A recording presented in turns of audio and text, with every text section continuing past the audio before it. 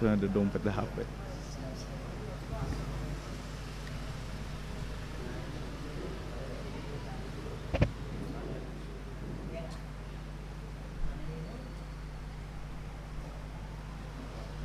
Bismillahirrahmanirrahim. Assalamualaikum warahmatullahi wabarakatuh. Alhamdulillahi rabbil alamin. Wassalatu wassalamu ala ashrafil anbiya'i wal mursalin habibina wa nabiyyina Muhammadin wa ala alihi wa sahbihi ajma'in, amma ba'd. Rabbi shrah li sadri wa yassir li amri wahlul 'uqdatam min lisani yafqahu qawli. Allahumma la sahla illa ma ja'altahu sahla wa anta taj'alul huzna idza syi'ta sahla. Allahumma inna nas'aluka 'ilman nafi'a wa rizqan thayyiba wa 'amalan mutaqabbala. Allahumma 'allimna ma yanfa'una wanfa'na bima 'allamtana wa zidna 'ilman ya rabbal alamin. Allahumma aslih lana sya'nana kullah wa la takilna ila anfusina tarfata a'yun. Wala hawla wala quwwata illa billah. Amma ba'd. Ikhwani wa akhwati fid din, azani Allah wa iyyakum. Alhamdulillah, kita panjatkan puji syukur kepada Allah Subhanahu wa taala yang telah mempertemukan kita kembali dalam rangka untuk bertafaqquh fid din, mempelajari ilmu agama. Mudah-mudahan apa yang kita lakukan ini adalah sebagai pertanda kebaikan yang Allah inginkan kepada kita semua. Allahumma amin. Salawat serta salam kita haturkan kepada Nabi kita Muhammad sallallahu alaihi wasallam, kepada keluarganya, kepada para sahabatnya, dan yang setia meniti di atas sunnahnya hingga hari kiamat kelak. Allahumma amin. Ikhwani wa akhwati fid din, jamaah salat maghrib yang dirahmati Allah Subhanahu wa taala, melanjutkan pembahasan kitab Al-Usulu Thalathah, 3 pondasi utama yang wajib diketahui oleh seorang muslim, karya Syekh Muhammad bin Abdul Wahhab bin Sulaiman At-Tamimi rahimahullahu ta'ala. Pada kesempatan kali ini kita memasuki martabah ats-tsaniyah, poin kedua atau kedudukan yang kedua. Jadi kita ingatkan lagi bahwasannya beliau sedang menyebutkan tingkatan-tingkatan agama. Tingkatan agama yang paling mendasar adalah Islam. Setelah kita bahas panjang lebar rukun-rukunnya, syarat semuanya, rukun-rukun Islam. Kemudian tingkatan kedua adalah apa? Iman. Yang ini kita bahas. Iman. Kemudian tingkatan yang ketiga adalah al-ihsan. Ini tingkatan kedua setelah Islam, yaitu al-iman. Artinya ayyuhal ikhwah, pernah kita singgung bersama bahwasannya orang yang memasuki atau masuk ke dalam agama Islam belum tentu dia memiliki iman dalam hatinya yang bercongkol. Ya, belum tentu. Karena apa? Karena ini tahap selanjutnya. Makanya Allah Azza wa Jalla mengomentari orang Arab Badui yang tatkala masuk Islam langsung mengatakan beriman. Qalatil a'rabu amanna kullam tu'minu walakin qulu aslamna. Orang-orang Arab Badui mengatakan kami beriman. Kemudian Allah mengatakan kalian belum beriman, tapi katakanlah kami masuk Islam. Kenapa? Belum masuknya keimanan mereka di dalam hati mereka. Artinya pintu gerbang untuk menuju keimanan adalah al-Islam. Sehingga bahasa lainnya, tidak semua muslim itu mukmin. Tidak semua muslim itu mukmin, tetapi semua mukmin itu apa? Muslim. Bisa dipahami? Ya. Tidak semua yang mengaku beragama Islam dia itu beriman. Ya. Kenapa? Karena ya, kita lanjutkan dulu. Tidak semua yang beragama Islam, muslim itu mukmin, beriman. Tetapi orang yang beriman, mukmin adalah muslim, orang yang beragama Islam. Dan begitu juga nanti ihsan, derajat yang ketiga. Tidak semua mukmin itu muhsin, yang berbuat ihsan.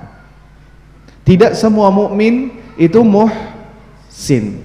Tetapi orang muhsin yang berbuat ihsan itu adalah mukmin, itu adalah muslim. Bisa dipahami? Jadi kayak diagram apa itu yang di matematika, diagram Venn ya. Kalau tidak salah, yang lingkaran besar itu Islam. Terus ada lingkaran di tengahnya kecil, sedang, yang lebih kecil iman. Lebih kecil lagi spesifik itu apa? Ihsan. Nanti kita akan bahas insyaallah pada waktunya.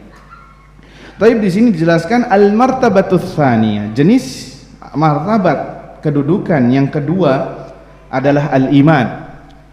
Wa huwa bid'un wa sab'una syu'bah. Iman ini memiliki 70 sekian cabang. A'laha qaulu la ilaha illallah. Cabang yang tertinggi adalah perkataan la ilaha illallah. Wa adnaha imatatul adza 'anit thariq. Dan yang terendah dari cabang tersebut adalah menyingkirkan gangguan dari jalan. Wal haya'u syu'batun minal iman. Dan rasa malu adalah bagian dari keimanan. Ikhwani fiddin, azani Allah wa iyyakum. Ini yang kita bahas insyaallah ya, tentang masalah iman. Berbicara tentang masalah iman ini sangat panjang lebar ya, dikemukakan oleh para ulama. Bahkan banyak kelompok yang sesat dalam pembahasan ini. Banyak kelompok yang tergelincir gara-gara salah memahami makna iman, sehingga tergelincir. Makanya lahirlah al-murji'ah, lahirlah al-khawarij yang berseberangan ya, gara-gara salah memahami iman. Makanya kita harus tahu dulu apa itu iman. Iman menurut ulama akidah Ahlus Sunnah wal Jamaah secara bahasa adalah at-tasdiqul jazim, pembenaran yang matang. Itu adalah iman secara bahasa. Adapun secara istilah atau secara syar'i, secara kacamata Islam, bahwasanya iman adalah qaulun bil lisan, perkataan dengan lisan. Wa'tiqadun bil jinan ya, atau i'tiqadun bil qalb, meyakininya di dalam hati. Kemudian wa amalun bil arkan, mengamalkan dengan anggota badan, atau amalun bil jawarih, mengamalkan dengan anggota badan. Yazidu bi ta'atir rahman, iman ini akan naik tatkala Anda mentaati perintah Ar-Rahman, perintah Allah. Wa yankusu bi ta'ati syaitan, dan akan berkurang, merosot tatkala Anda mentaati syaitan. Kalau kata ulama khamsanunat, ada 5 nun dalam pengertian al-iman. Itulah al-iman, perkataan dengan lisan, nanti kita akan sebutkan maksudnya apa. Kemudian keyakinan dalam hati, kemudian apa? Aplikasi dari anggota badan. Dan iman itu pasang surut, pasang ketika mentaati Allah dan surut tatkala bermaksiat. Ikhwani fiddin, azani Allah wa iyyakum, disebutkan kata Syekh Saleh Sindi hafizahullah taala mengatakan annal iman alladhi rattaba Allah alaihi najatal insani minad dhalati wa minan nar innama yanbani ala tahqiqi hadzal iman. Sesungguhnya iman yang telah alladzi rattaballahu alaihi najah, yang mana iman ini bisa membuat seseorang selamat dari kesesatan dan selamat dari neraka, maka ketahuilah iman tersebut innama yanbani ala tahqiqi hadzal iman, maka ketahuilah semuanya itu berporos terhadap pensuksesan seseorang dalam pengaplikasian iman ketika mengamalkan iman. Fala budda min qaul, iman itu harus diucapkan dengan perkataan. Apa yang dimaksud dengan perkataan di lisan di sini adalah anyantiqa bi syahadati alla ilaha illallah wa anna muhammadar rasulullah. Pernah kita bahas ya, bahwasanya seorang mengucapkan 2 kalimat syahadat, yang mana ini bagian dari rukun Islam yang paling tertinggi. Lihat ya, jadi Islam itu lebih luas cakupannya daripada iman ya. Wala yu'dharu illa man laysa lahu qudrah ala nutq.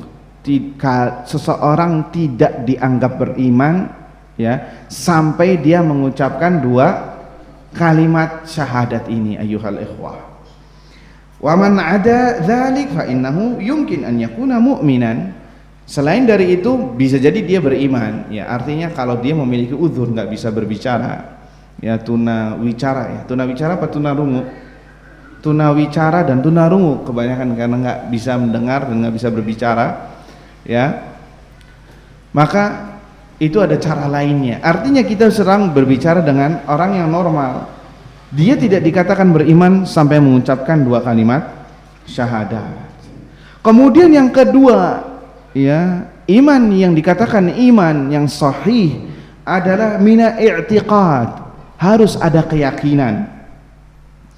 Engkau seorang hamba harus beribadah kepada Allah dengan hati, ya, dengan amalan-amalan hati,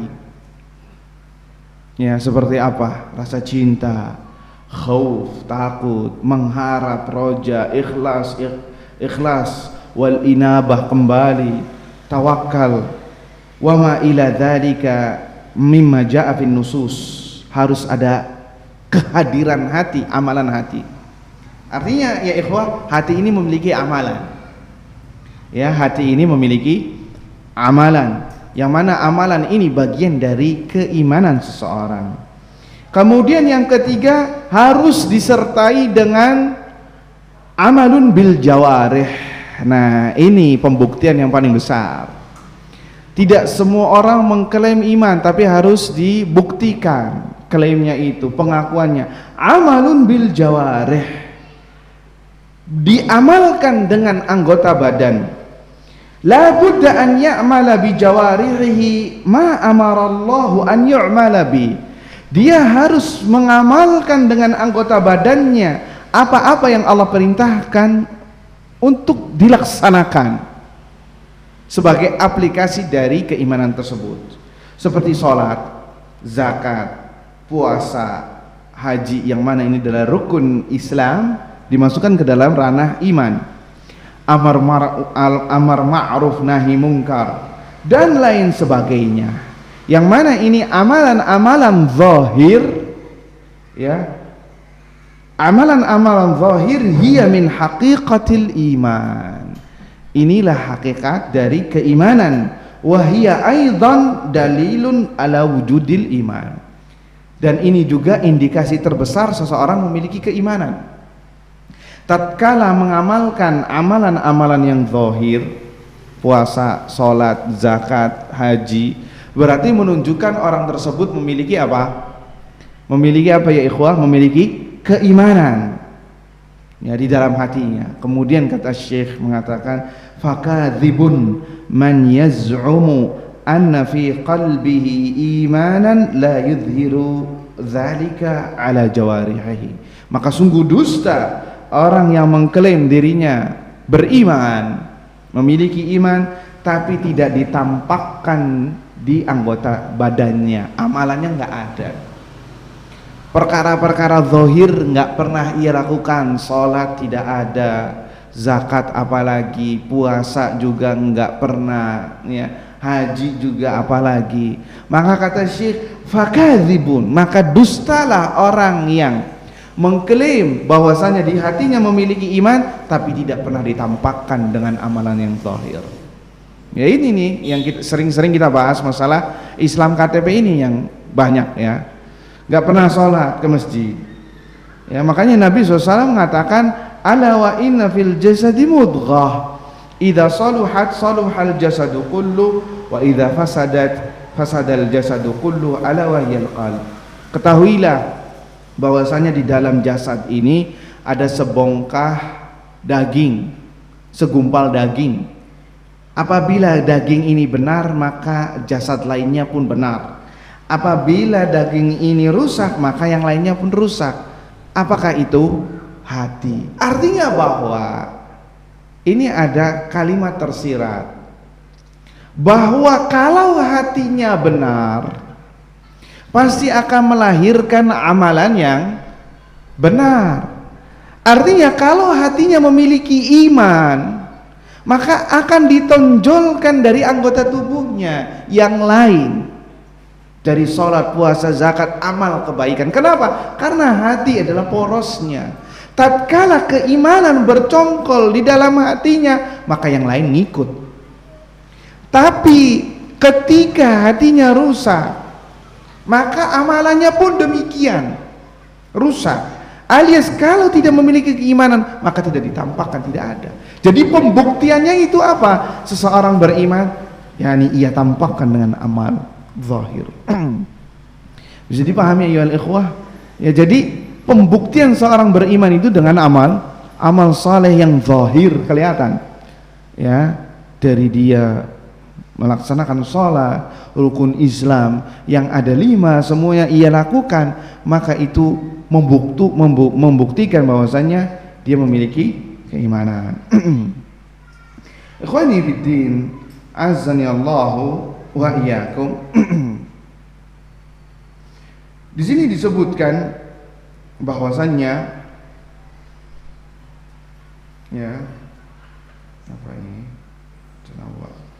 Bahwasanya al-iman tadi telah kita sebutkan bid'un wa sab'una syu'bah, dan perlu kita ketahui bahwasanya iman ini ada 70 sekian cabang. Dipakai riwayat hadis mengatakan bid'un wa sab'una syu'bah. Dalam riwayat lain mengatakan bid'un wa sittuna syu'bah, ada 60 sekian cabang. Dalam riwayat lain 70 sekian cabang. Warrajih, ada riwayat yang menggabungkan antara keduanya, bid'un wa sittuna syu'bah au bid'un wa sab'una syu'bah, 60 sekian cabang atau 70 sekian cabang. Artinya iman itu bervariasi, bertingkat-tingkat. Artinya apa? Bertingkat-tingkat. Kalimat bid'un dalam bahasa Arab itu dari 3 sampai 9. Bid'un dari 3 sampai 9. Maksudnya apa? Kalau kita terjemahkan bebasnya 60 sekian cabang. 60 sekian cabang. Subhanallah, ya, dalam bahasa Arab ada istilah bilangan-bilangan tertentu, itu ada istilahnya. Jumlah 1 sampai 3 ada istilahnya. 3 sampai 9 ada istilahnya. Ya, dalam bahasa Indonesia ada apa tidak? Nah, belasan, paling hitungannya lusin. Ya, dalam bahasa Arab juga sama, ya, seperti itu ada. Ikhwani fiddin, azani Allahu wa iyyakum. Makanya kata Syekh di sini, idzan, jika demikian, kullu khisali al-khair wal huda wal amali salih wal ibadah raji'atun ila hadhihi syu'ab. Ya, bahwa kalau begitu setiap kebaikan, setiap petunjuk, setiap amal saleh, setiap ibadah, semuanya kembali kepada cabang-cabang iman. Jadi banyak cabang-cabang iman ini, sampai-sampai ada ulama yang berijtihad mengumpulkan cabang-cabang keimanan. Ya, yang paling tertinggi nanti kita akan sebutkan tentang rukun iman. Rukun iman. Ya, nanti kita akan sebutkan pertanyaan dari Syekh Muhammad bin Shalih Al-Utsaimin. Kenapa kok rukun iman 6 sedangkan di sini cabangnya ada 60 atau 70 sekian? Nanti kita akan sebutkan. Kata Syekh Shalih Al-Sindi hafizahullah taala mengatakan, idzan kullu khisalil khair wal huda wal amali salih wal ibadah raji'atun ila hadhihi asy-syu'ab. Semua kebaikan, semua amal saleh itu berporos kepada cabang-cabang keimanan yang tadi telah kita sebutkan. Wahia tatanawwa ila ma yaqumu bil qalb wa ma yaqumu bil a'dha wa ma yaqumu bil lisan. Dan cabang-cabang ini semua itu bervariasi. Ada amalan yang dilakukan oleh lisan, ada amalan yang dilakukan oleh hati, dan ada amalan yang dilakukan oleh anggota badan, yang mana itu semua adalah pengertian iman. Yang mana itu semua adalah pengertian iman. Ya, kenapa ditegaskan seperti ini ayuhal ikhwah? Nanti kita akan sebutkan simpulnya. Karena banyak kelompok-kelompok yang salah memahami sehingga sesat.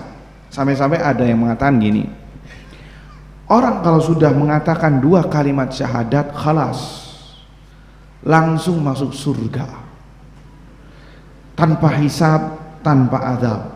Walaupun dia nggak sholat, walaupun dia nggak melaksanakan amalan-amalan, kalau sudah mengucapkan 2 kalimat syahadat, final masuk surga. Benar apa tidak ini omongan? Salah.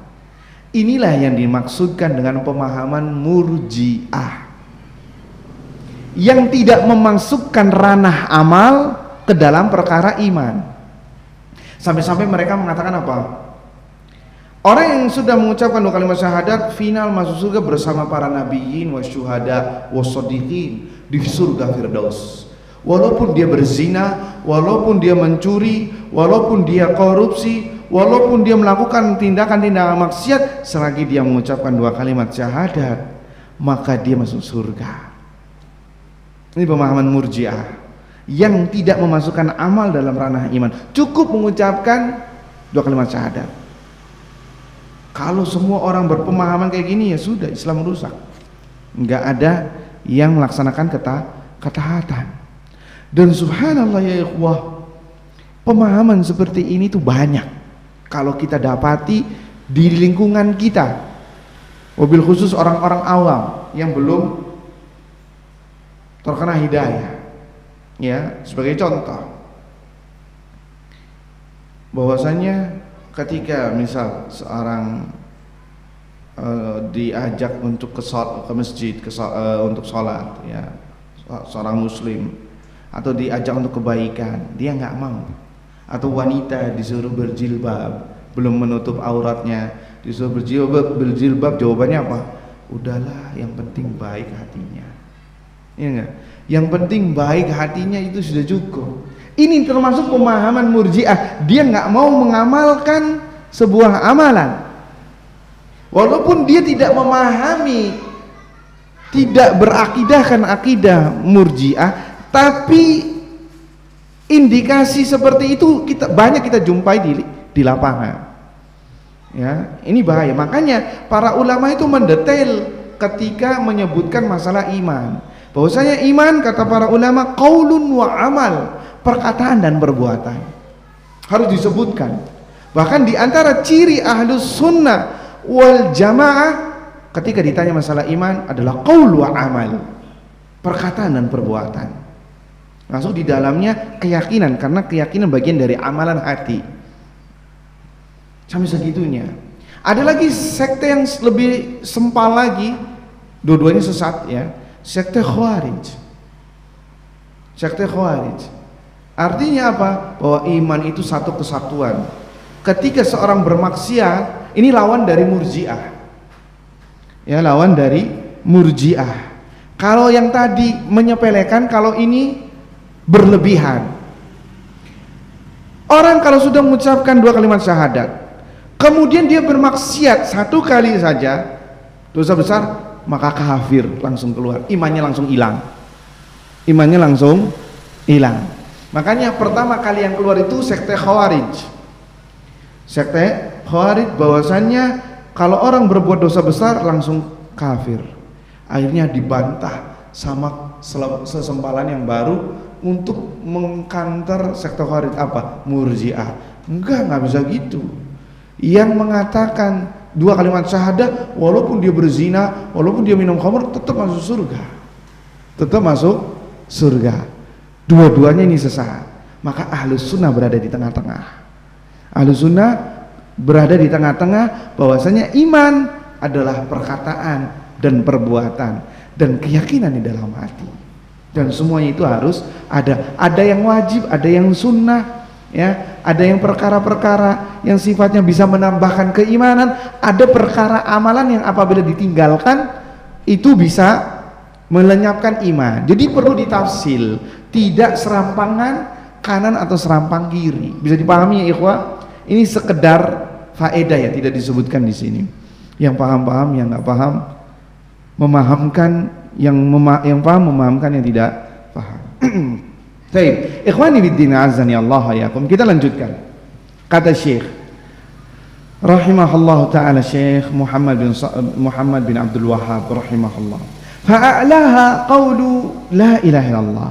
Derajat yang tertinggi dari syu'bah, dari cabang keimanan adalah pengucapan la ilaha illallah, kalimat tauhid, ya rukun Islam ini ya. Wa adnaha imatatul adza 'anit tariq, dan cabang terendah adalah imatatul adza, menyingkirkan gangguan dari jalan. Ini yang terendah. Ya, ini yang terendah. Semua orang bisa melaksanakannya. Yang terendah, iman terendah adalah menyingkirkan gangguan dari jalan. Nih, antum kalau melewati sebuah jalan ada gangguan, disingkirkan apa tidak? Kalau disingkirkan, ini tanda keimanan yang terendah yang ada di dalam cabang. Apakah Anda lakukan ataukah tidak? Nah, ini. Apa imatatul adza? Apa itu imatatul adza? Disebutkan kata Syekh Muhammad Ibn Shalih Utsaimin adalah izalatul adza, menghilangkan gangguan. Menghilangkan gangguan. Apa itu gangguan? Disebutkan oleh Syekh Muhammad bin Shalih Utsaimin, huwa ma yu'dzil marrah min ahjarin wa ashwakin wa nufayatin wa kumamatin, yakni setiap yang mengganggu orang yang berjalan, yakni pejalan kaki, yakni pejalan kaki, afwan, bukan pejalan kaki kita artikan, orang yang menggunakan jalan. Setiap yang mengganggu pengguna jalan, nah itu bahasa yang benarnya ya. Setiap yang mengganggu pengguna jalan, maka itu adalah adza, gangguan yang mana kita diperintahkan untuk menyingkirkannya, dan itu bagian dari iman yang terendah. Min ahjar, dari bebatuan, kerikil, wa aswak, duri ranting yang berduri, masuk di dalamnya paku, apa segala macam yang membuat ban kempes, ya. Wa nufayat, wa kumamah, sampah-sampah, ya. Nanti kita akan sebutkan insyaallah. Wa ma lahu raihatun karihah, dan apapun sesuatu yang mengeluarkan bau yang tidak sedap, sampah masuk di dalamnya, atau sesuatu yang menjijikan. Seperti apa? Buang dahak, ya, buang ingus sembarangan. Nih, awas, hati-hati. Itu bagian dari adza, gangguan, ya, mengganggu orang lain. Ini zalim, zulm, kezaliman, ya, mengganggu orang lain, apalagi sampai keinjek, orang nggak terima, ya. Di sini Islam menyuruh kita untuk menyingkirkan gangguan, dia malah meletakkan gangguan. Hati-hati. Itu bagian dari keimanan ya ikhwah, untuk menyingkirkannya, ya. Dan kezaliman adalah zulumat yaumal qiyamah, kegelapan pada hari kiamat. Artinya bahwa ya ikhwah, setiap yang menghalangi pengguna jalan, maka itu adalah gangguan. Itu adalah apa? Gangguan yang harus kita singkirkan. Masuk di dalamnya tadi yang disebutkan, parkir sembarangan yang membuat macet. Setiap segala sesuatu yang membuat macet disebabkan Anda, maka Anda adalah yang menaruh gangguan di jalan. Punya mobil tapi nggak punya garasi. Nah, ini fenomena masyarakat perkotaan ya. Punya modalnya beli mobil tapi garasinya nggak modal. Akhirnya apa? Ngambil jalan umum depan rumahnya. Naam, itu rumah Anda, tapi jalan depan rumah Anda bukan jalan bagian Anda. Itu pengguna umum. Kalau sebenarnya kita praktekkan harus meminta izin kepada orang yang lewat, baru Anda nggak dikatakan zalim, mengambil hak orang lain, ya. Itu nggak boleh ya ikhwah, ya. Masuk di dalamnya juga ya, ini kalau di Bogor sih jadi fenomena ini ya. Apa itu? Orang yang suka ngetem. Apa ngetem bahasa Indonesianya?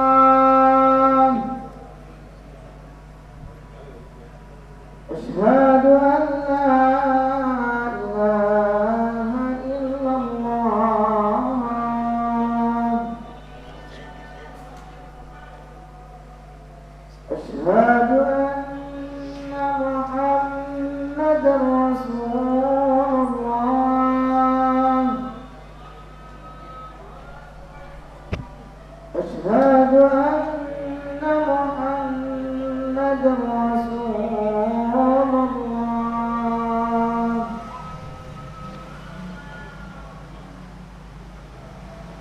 حي على الصلاة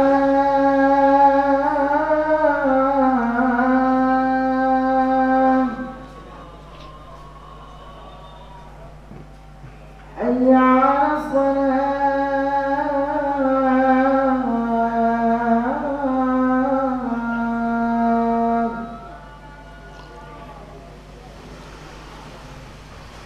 حي على الفلاح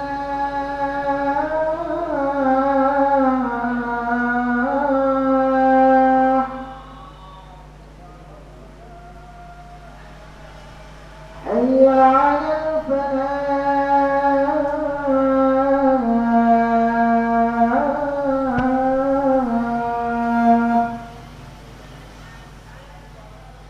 الله أكبر الله أكبر لا إله إلا الله لا إله إلا الله. Surat Al-Qama'at.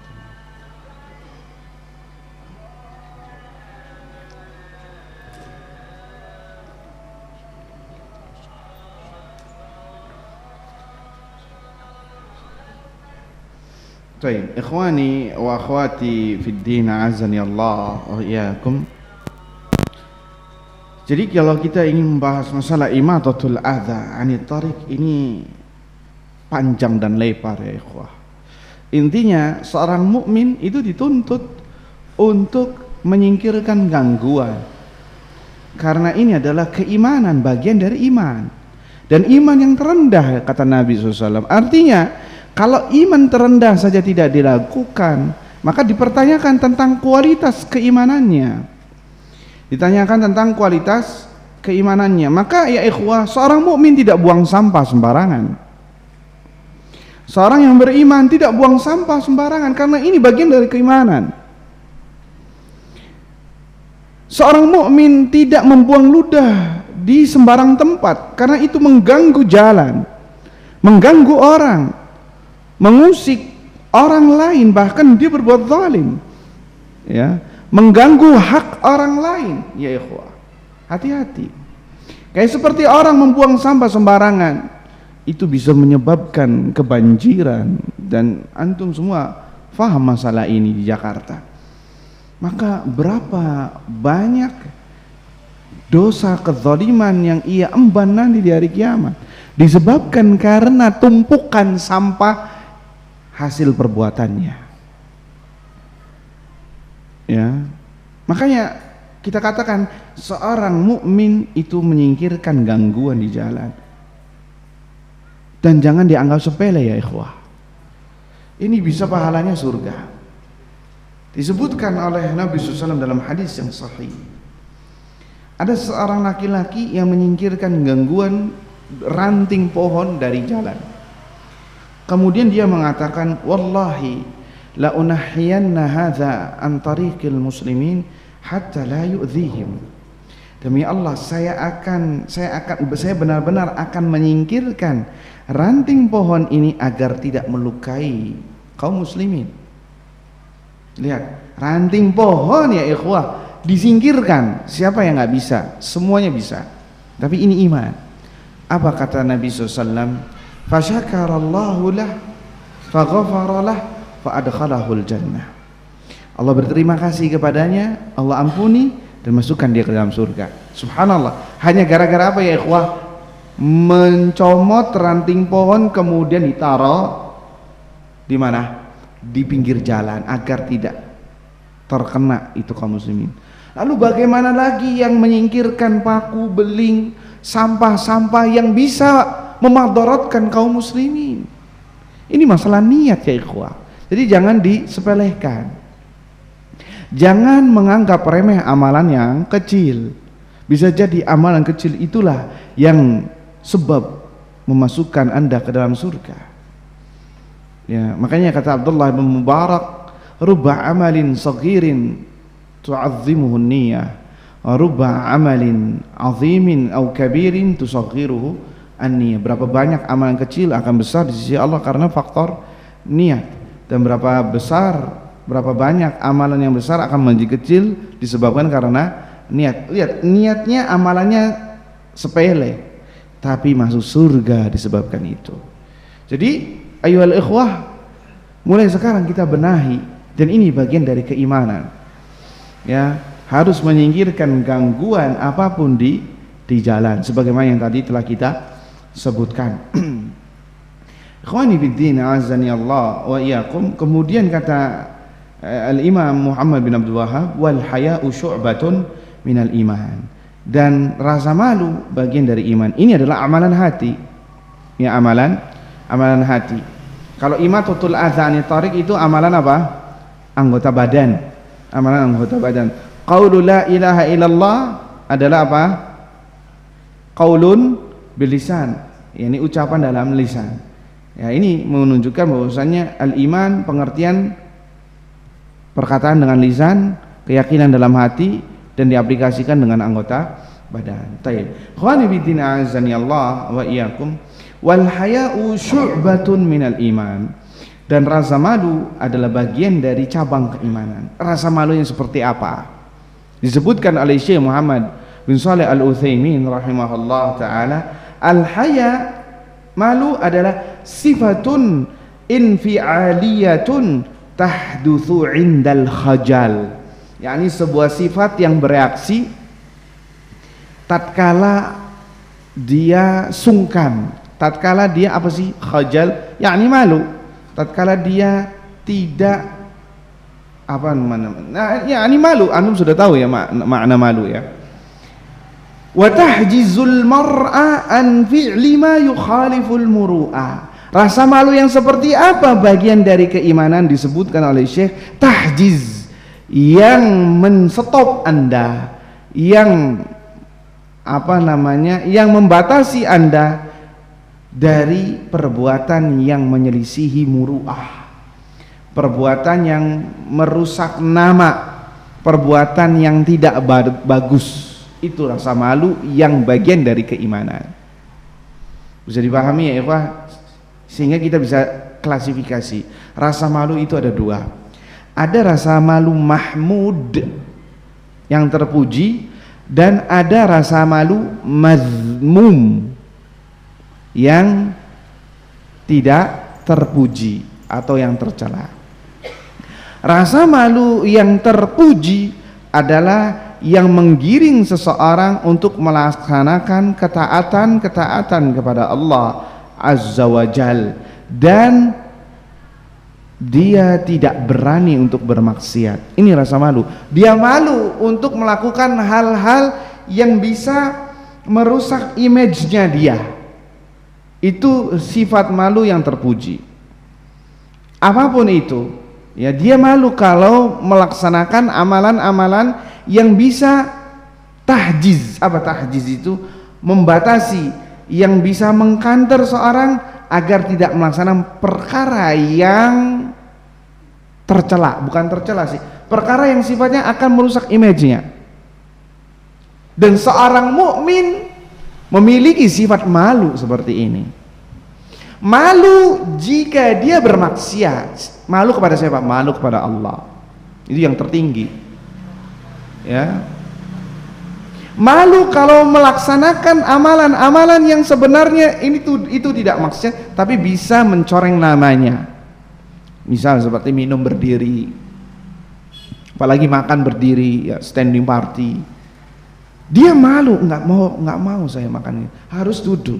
Nah, itu malu yang sifatnya apa? Terpuji. Bisa dipahami ya ikhwah? Malu untuk tidak beribadah kepada Allah sebagaimana mestinya. Banyak kalau kita buka rasa malu yang terpuji ini. Adapun malu yang tidak terpuji, yang tercela adalah dia malu tatkala melaksanakan ketaatan kepada Allah. Ya. Mau pergi ke masjid malu katanya. Ini tercela apa terpuji? Tercela. Malu kalau berada di saf awal. Malu menghadiri kajian. Malu melaksanakan amar ma'ruf nahi mungkar. Ya. Malu untuk semuanya perkara-perkara kebaikan, ia terhalangi dari perkara tersebut gara-gara malunya. Maka kata para ulama, malu ini yang tercela dan itu bukan bagian dari keimanan. Malu yang bagian dari keimanan adalah yang mendorong Anda untuk melaksanakan ketaatan dan menjauhi dari perkara yang nista. Itu adalah malu yang terpuji, yang bagian dari syu'bah minal iman, perkara dari iman. Seorang mukmin itu malu ketika melaksanakan tindakan-tindakan yang tidak terpuji. Ya, apalagi zaman sekarang. Makanya kata Nabi SAW, "Idza lam tastahi fasna' ma syi'ta." Apabila engkau sudah tidak memiliki rasa malu, terserah ente mau laksanakan apa aja. Itu sebenarnya kalimat apa sih ya? Kalimat hentakan ya nih. Ente kalau sudah nggak punya malu, terserah ente deh. Itu maksudnya. Ini sekarang kayak sudah ada aplikasi TikTok membuat orang sudah tidak malu lagi. Wanita joget-joget di muka umum, prianya juga sama kayak gitu. Rasa malunya sedikit demi sedikit diambil tuh, dicabut. Udah kayak orang gila. Kita melihatnya aja miris. Ada orang joget di tengah-tengah jalan persimpangan, membuat macet orang gara-gara apa? Untuk buat akun TikTok katanya. La haula wala quwata illa billah. Lihat, rasa malu sedikit demi sedikit dicabut. Hati-hati. Ya, orang kalau sudah nggak ada rasa malu, musibah. Dia melaksanakan maksiat nggak malu.